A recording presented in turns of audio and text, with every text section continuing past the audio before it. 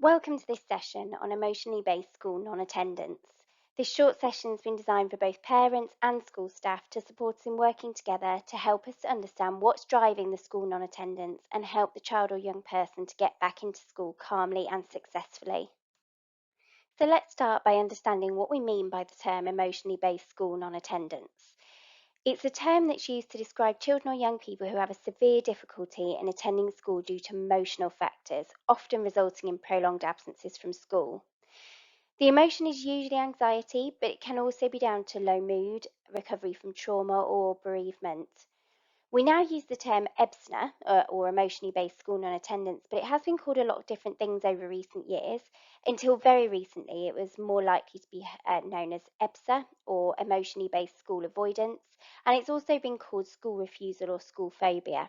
But the terms have moved away from language such as refusal, and now as it suggests an element of defiance or choice, whereas it's much better understood as an emotional response to attending school over which the child has very little choice or control. As the term is quite long and wordy, I'm going to use the term school avoidance or school non-attendance from now on. Before we can support a child or young person who is not attending school, we need to understand why. Kearney and Silverman suggested that there's four main reasons behind EBSNA, which are summarised below. They are, firstly, to avoid uncomfortable feelings brought on by attending school, for example, the anxiety or low mood. It may also be to avoid situations that might be stressful, for example, academic demands, school pressures, bullying, aspects of the school environment. It might be to reduce separation anxiety or to gain attention from significant others, for example, parents or family members. And finally, it may be to pursue tangible reinforcers outside of school, for example, going shopping or playing computer games during school time. Take a moment to think about what you feel the main motivator is for your child or for the children that you work with. Another researcher, Thambaraja, said that school refusal occurs when stress exceeds support, when risks are greater than resilience, and when pull factors that promote school non-attendance overcome the push factors that encourage attendance. So our aim for the children and young people needs to be to help them to feel that school is safe, to provide them with a high level of support, to reduce their stress, promote their resilience, reduce the pull factors that are driving the non-attendance, and increase the push factors that are motivating them to want to attend and feel safe enough to do so. The research tells us that there are some risk factors that increase a child's likelihood of having emotionally based school avoidance. So I'm not going to go through all of these, but I love this table that was put together by Tina Ray, Joe Wood, and Amy Such in their Wellbeing Toolkit for Mental Health Leads. And it separates into school factors, family factors, and child factors that increase the risk. So just to pick out a couple of these that I think are really, really important. Firstly, the number one factor, according to children, that increases their likelihood of school avoidance is bullying. So it's really important wherever you have a situation with a school avoidance to make sure that that's not a factor. Secondly, academic difficulties or academic pressure, particularly if that child has special educational needs. Exams, transitions are a huge thing. The research tells us that the ages at which there are peaks in emotionally based school avoidance are between the age of 5 to 7, where the child's just started school, again around the age of 11 when they're transitioning to secondary school, and then again at the age of kind of 14 plus, where they've got lots of life changes and big life events going on with exams and relationships and thinking about the future. Going on to family factors, there are lots of things within families that things like separation and divorce, bereavement, parental, physical or mental health issues, conflict within the home, all things that we sometimes refer to as adverse childhood experiences or ACEs, and those always increase the vulnerability of that child.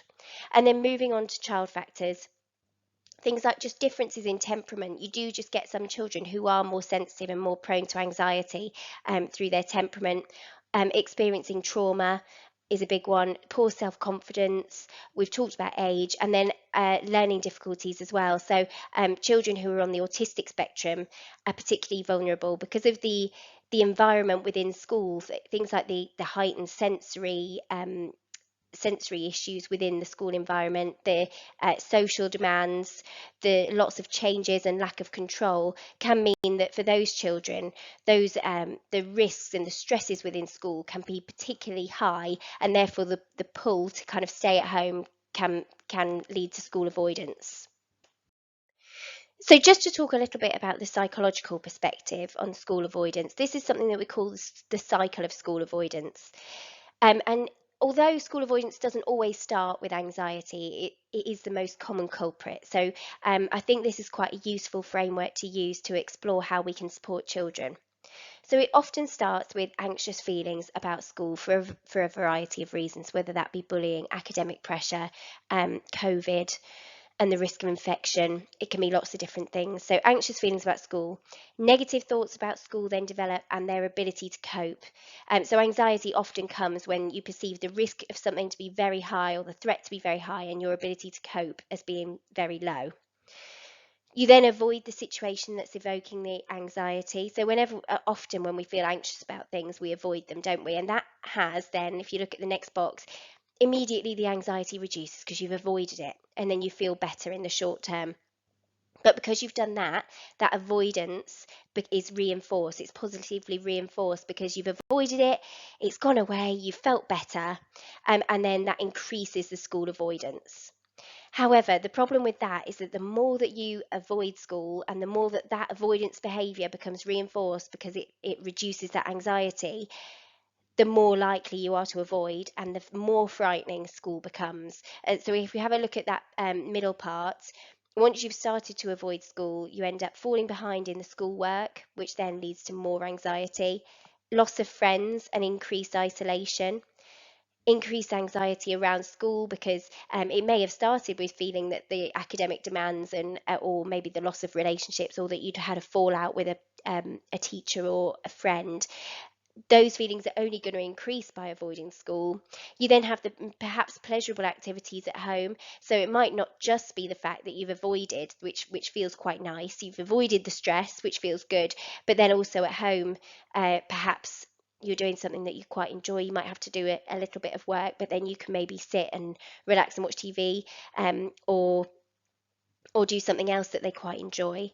Um, and then it leads to a decrease in motivation, and an increase in anxiety about school. So it can really be a vicious cycle. And this is why we need to try and intervene as quickly as we possibly can, because the longer school avoidance continues, we know the harder it is to get children back into school. It's also helpful for parents to reflect on the messages that children might be getting about school, either explicitly or implicitly from them. For example, as a parent, how did you find school? What are your feelings towards the school? Do you feel that the support in place is right for your child? Or do you feel let down? What messages about school might your child be picking up from you? It's really important that school and parents work together to support the child, because if your child is hearing or perceiving messages from home that school is not a good, safe place, then it's likely to increase their anxiety. Equally, from a school perspective, it's important to reflect on the messages that children receive when they do manage to attend. Are they always greeted positively? Are they always made to feel that they belong? Are there staff who explicitly or implicitly express frustration about their non attendance? When tackling school non attendance, the recommendation is that an assess, plan, do, review cycle is followed. The assessment phase, first of all, involves school staff working with parents to really understand what's driving the school non attendance, as well as also getting the voice of the young person. At the end, I will share with you some really useful resources for enabling you to have those discussions successfully. Staff and parents should then come up with a plan together that is also agreed with the young person and takes into account their views. That plan should then be implemented and then reviewed frequently to evaluate what's working well and what isn't working so well. So we're going to take a look now at what we can do about this and the best way forward in helping to encourage children back into school. So just a few do's and don'ts to start us off. So as I said on the last slide, do try to start integrating the child back into school as soon as possible. However, do also take it step by step. So the last thing we want to do is what we refer to sometimes as flooding, which is where you put someone in a very stressful situation and just kind of see if they sink or swim, and hope that they swim. We definitely don't want to do that with children, because when you think about what it is that we want to achieve here, we want to increase their push factors that get them into school and reduce those pull factors.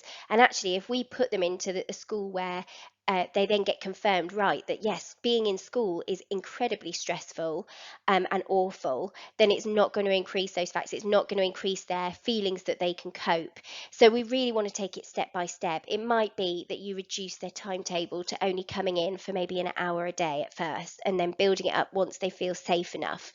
Um, so really take it step by step, and we'll talk a little bit more later on about how we can do that.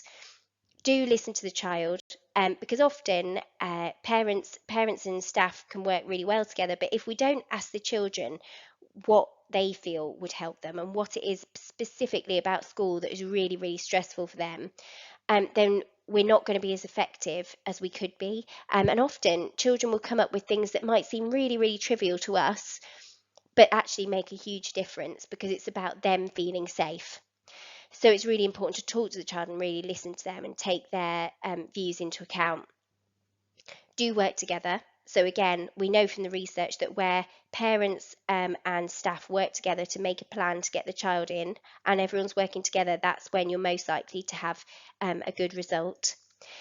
Do praise every achievement, no matter how small. It might be that the child has put on their school uniform in the morning and then maybe wasn't able to attend, but they've put their school uniform on. And for a child who's terrified of school, that's quite a huge step anyway. So try to praise every little achievement, no matter how small it feels. And the next one, do try to just treat every day as a new day, even when it's gone really wrong, perhaps the day before. Have hope and positivity for the next day and wipe that slate clean.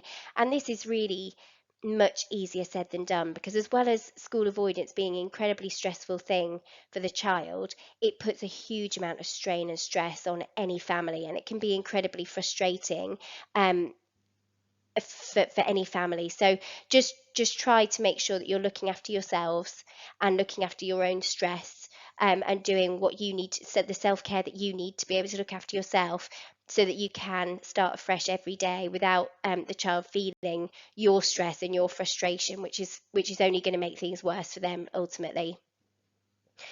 Don't push them to try too much too soon, we've talked about. And finally, do increase what we call protective factors. So we talked a little while ago about risk factors. And when we're thinking about whether a child is going to be able to respond in a resilient way when they're faced with adversity, it's really looking at kind of a balance between those risk factors and their protective factors. So if we can increase the protective factors, then that's going to really help children to be able to respond to situations in a resilient way. So when we talk about protective factors, this grid from Young Minds, it's called the Interactive Resilience Framework. This is brilliant because it shows you all of the factors that the evidence shows us increases the chances that a child is going to be able to respond in a resilient way. So it's really worth looking at these and thinking about your child, or thinking about the child that you're working with, and thinking about which of these you might be able to support to help them to have lots more protective factors to try and outweigh those risks. So these are put into kind of 5 different categories. So you've got the basics of them having a healthy diet, having enough sleep. Sleep is so crucial in emotional regulation. Having lots of time to be able to play and enjoy themselves. Um, and having kind of a stress-free environment in their home environment. You then got belonging. So do they feel that they belong? Chances are, if they're at home, they're probably feeling a decreasing sense of belonging. So what can you do within school to help them to feel that they still belong there? Learning, so helping them to think about what it is that they want, and highlighting their achievements, especially if they are a child who's really starting to not want to come to school because they're feeling that they're really getting behind with their work, and they're going to be behind everybody else. Coping, so helping to foster their interests, teaching them strategies to calm down and self-soothe, which we'll talk about in a moment, and instilling a sense of hope in them. So keeping that optimism even when that's so difficult for you because you're frustrated, but keeping that sense of hope and optimism that tomorrow's a new day and tomorrow we might be able to get you in and help things to feel a bit better. So, if you think that anxiety is the root of the issue with the school avoidance, then these are some tips for tackling the anxiety. So, first thing, listen, empathise, and validate. It's so tempting as parents and school staff to just want to try and take the worry away. And we use phrases like, don't worry, you'll be fine.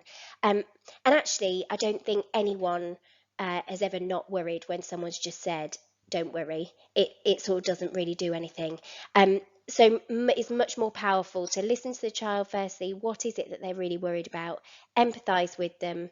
I would feel worried too if I felt that that was a risk, and validate. Lots of other people feel that way. You're not on your own. It's totally understandable that you would feel that way.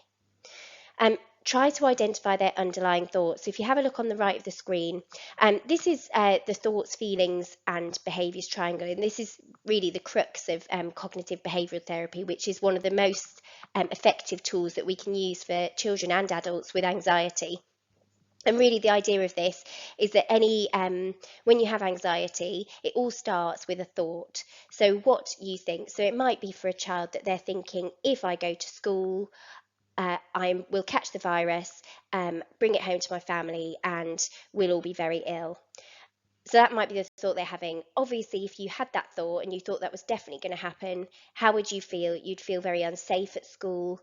You'd feel very anxious about attending school. Um, and then what do you do? What's the behaviour? You then avoid it. And then by avoiding it, you stay safe. So that then just reaffirms that thought. School is dangerous, home is safe, and then it carries on in a vicious cycle. So it's really important to identify those underlying thoughts because sometimes we might have a rough idea of what the area is that they're worried about, but um, it might not always be the things that we think that they're concerned about. And often the thoughts aren't quite, whilst they're understandable, they're not quite rational. And they often do what we call catastrophizing, which is thinking of the worst possible thing to happen, and assuming that that will happen. So something like, I will go to school, I'll catch the virus and I'll die, would be an example of catastrophizing because it's thinking about the worst possible scenario as being likely. Teaching calming strategies. So calming strategies could be things like breathing exercises. So you might try sort of breathing in for 7 and then breathing out through your mouth for 11 seconds. And in doing that a few times with them, it will really help to slow that breathing down. And by slowing your breathing down, that then can stop that fight or flight anxious response in its tracks. You might also want to try some mindfulness, and there are some brilliant apps which obviously are quite engaging for children. So the Calm app is a brilliant one. Headspace is really nice. It's got lots of animations that are quite child friendly, and there's one called Onvana as well. So lots of apps that you can get for mindfulness, or there are just lots of activities. If you have a look on a website called Elsa Support, they have lots of activities and little worksheets you can do. There's lots of more mindful colouring that you can try, and they're all lots of, not all of them are free, but lots of them are free where you can download them. Scaling. So scaling is just thinking about in different situations, just ranking from kind of 0 to 10, how they would feel in different situations and how anxious they might feel. And by doing that, thinking about, right, how anxious do you feel at home? How anxious do you feel at drop off? How anxious do you feel at break time? How anxious do you feel during lessons, etc., etc. And by doing that, you can then use that to then build what we call an anxiety ladder, which I'll show you in a moment a picture of.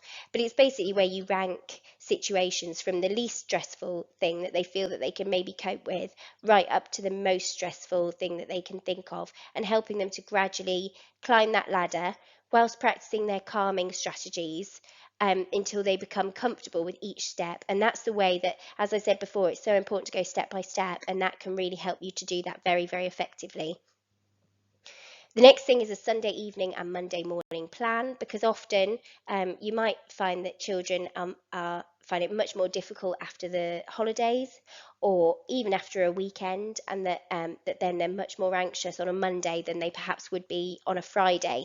So a Sunday evening and Monday morning plan can be really effective, and I'll show you a really good one in a moment.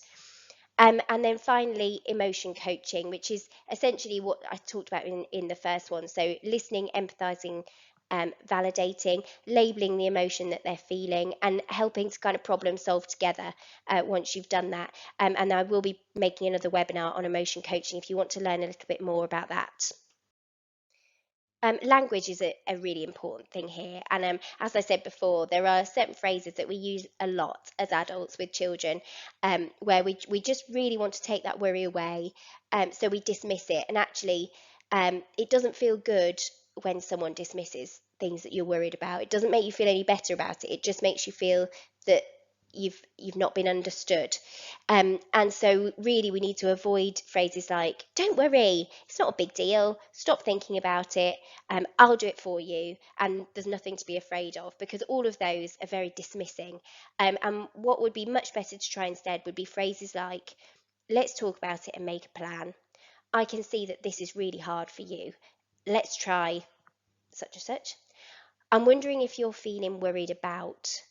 And sometimes that's a good one because uh, often, especially with young children, they really lack the emotional vocabulary to be able to tell you when they're worried about something, and they might be experiencing worry for the first time, and actually that tummy ache that they've got, or their heart beating really fast, or feeling a little bit dizzy and wobbly, they might not call that worry. They might not know that that's anxiety. So it's really important to try and identify how they're feeling and give them a label for it so that they can start to use that in the future and express how they're feeling to you. What do you think we could do that would help? Because again, they often have really good ideas. And I'm sure we've all had that experience where we've told someone something that we're upset or worried about, and they've tried to solve our problem for us. And again, it's not great. It doesn't particularly help, and it does just make you feel really disempowered and not heard. So asking them what they feel would help them. What can I do to help you, do you think? Or what can we do together that's going to help you, is really empowering. And that's what we want. We want them to feel that they can cope, not that they need others always to help them cope, but that they can cope. And would you like to try that? Will help you when you have those anxious feelings. So would you like to try some of this breathing, or do you want to try some mindful colouring? Do you want to try maybe distracting ourselves and counting all of the red things that we can see, or all of the square things that we can see? All of those things are going to really help them, because A, you're helping them to reduce their anxiety, and you're teaching them those tools that they can use in future. I mentioned earlier that I would include some resources to help parents and school staff to work together to develop a plan. And frameworks like this can be really helpful in considering all of the different push and pull factors that the child has in all areas of their life. Completing this will help you to think about how you can reduce those pull factors away from school and what could be changed to increase the push factors towards school. There are also some brilliant resources freely available to support you in understanding how children and young people are feeling about school. Some children might find it difficult to understand and express their emotions, so having the opportunity to think through statements on cards that they can sort through can be a better way to really understand what's the most important factors for them. Ideally, this should be completed with someone that they have a relationship with, so they are familiar to them, but someone who is kind of one step removed from either school or home.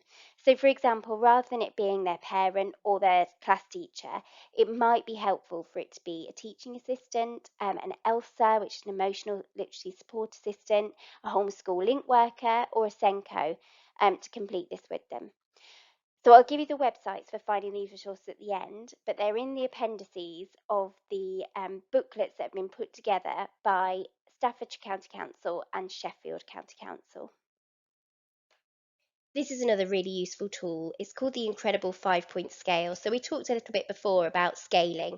And another way that you can do scaling is by using something like this, where you start to introduce levels of intensity of emotion, and help children to kind of be able to start to identify those internal feelings that they're having, and give them a label. So it might be really what you want children to be able to do is identify when they're maybe getting to a number 3, rather than it waiting until they're at a 5 and they're super anxious and they're completely panicking and overwhelmed.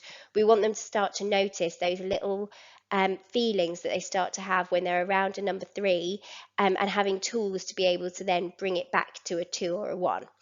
So it might be that for each of these, you might like to get your child to kind of draw a face of how they feel when they're at a 4 or at a 5.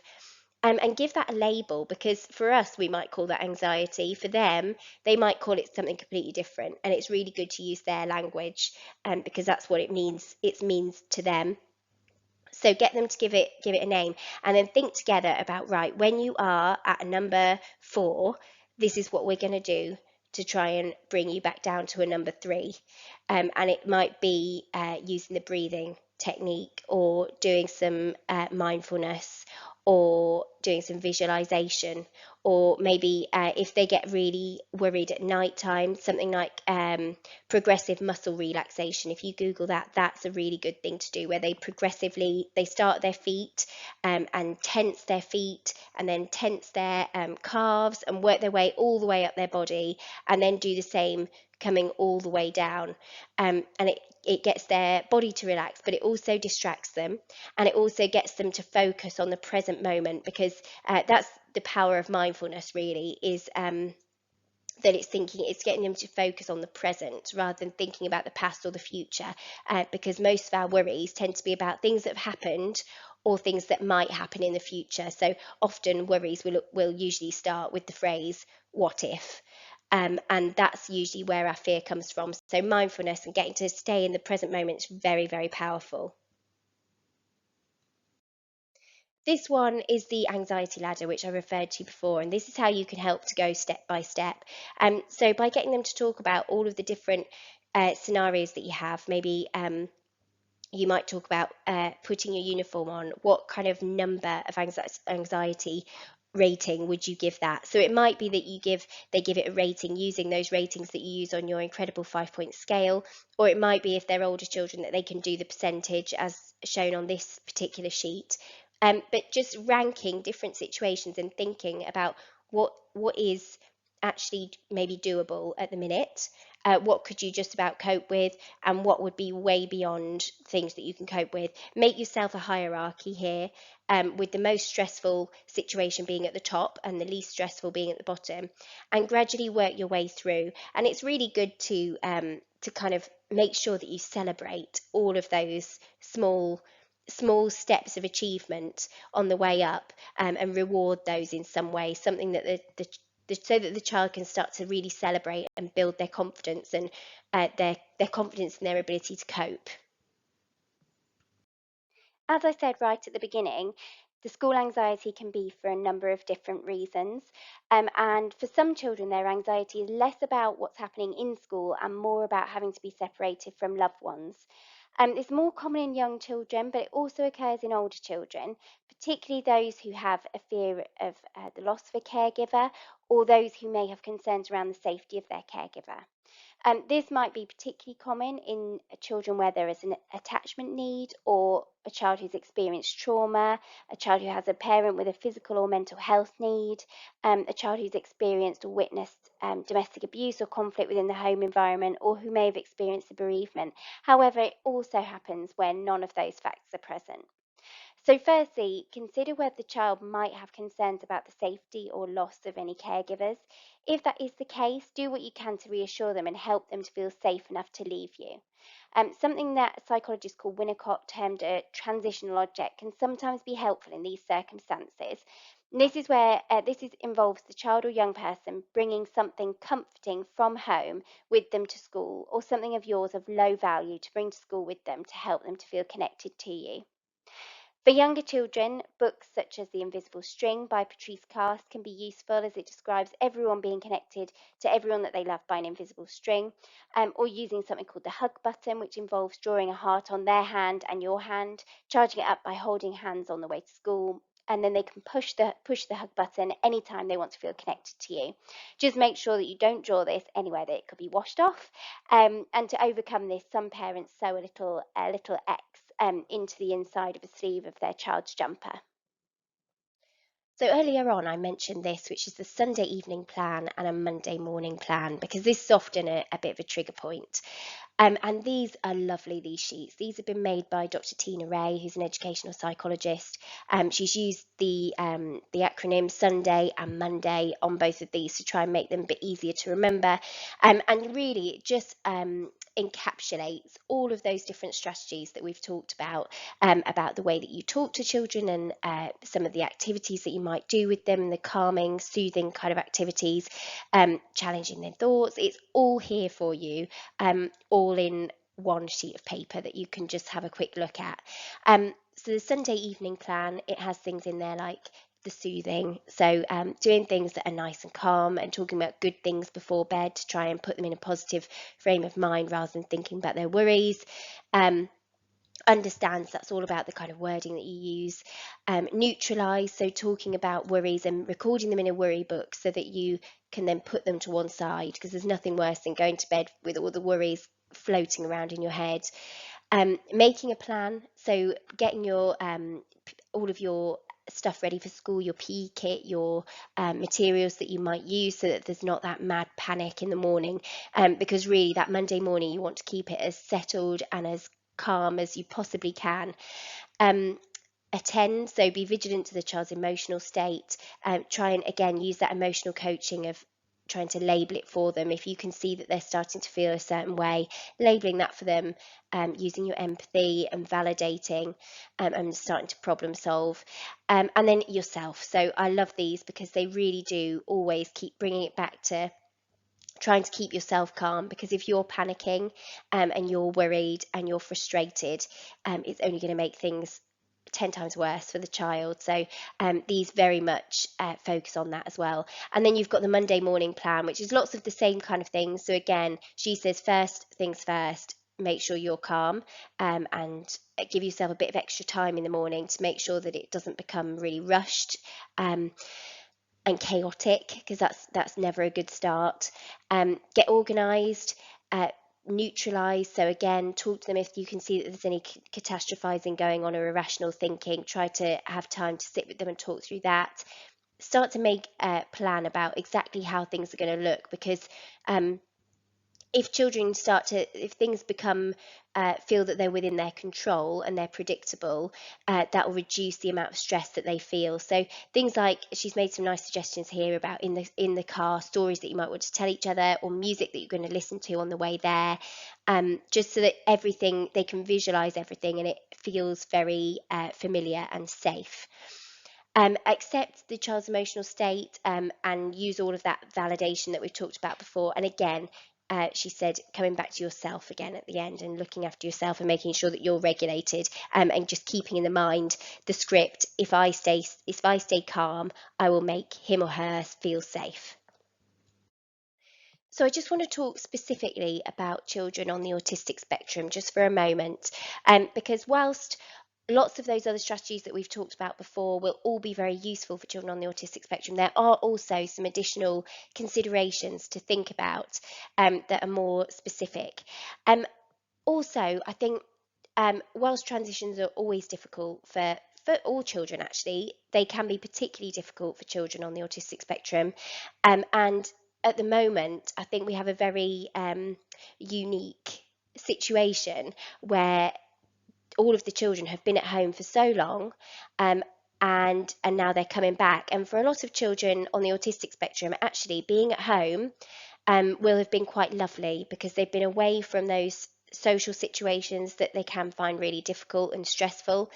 Um, they've been away from the sensory overload that is a primary school or a secondary school, where there are just so many people and so many smells and so many noises. And it's all very noisy, and busy.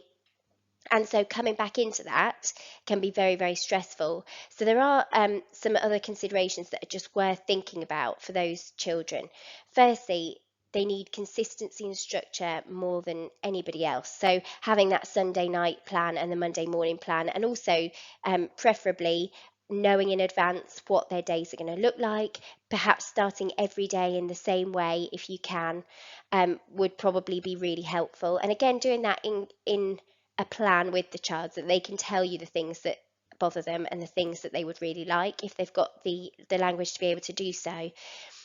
Support at unstructured times, so play times and lunch times can be particularly tricky, and often schools have lunchtime clubs and things that children can go to where it is more structured. However, the time that often gets forgotten and the time that can lead to lots of stress is that before school, where they've been dropped off, but school hasn't quite started yet, and they're maybe out in the playground before going into their classrooms, and that can be a really tricky time. So if you can make sure that drop off is really structured, maybe somebody meets them and takes them into the classroom and does an activity with them, a nice calming activity before the day even begins, that would be a much better way to start.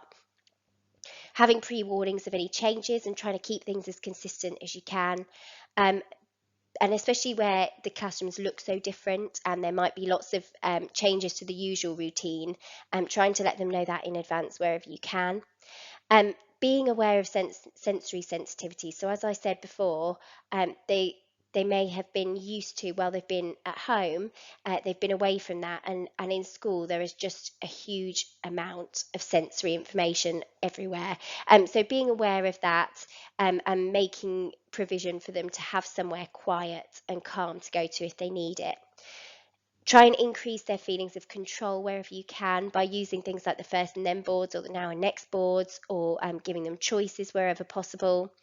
Because if you feel in control, that's likely to ease your stress, and help you to feel that you can kind of face stressful situations a bit more easily.